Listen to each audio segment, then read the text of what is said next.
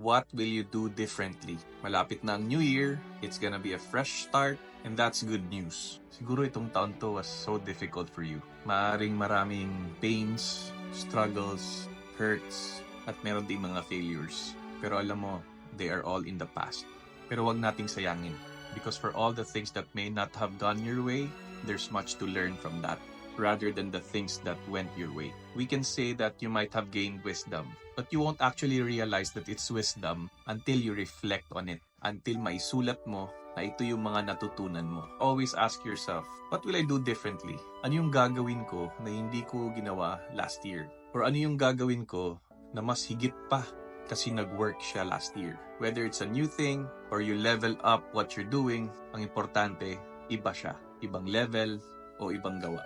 And that is our gift as humans. We learn, we develop, we improve. And you know what? In order to realize these things, you must start with humility in prayer. Kasi hindi ka aamin na nagkamali ka before if we're not humble like Christ.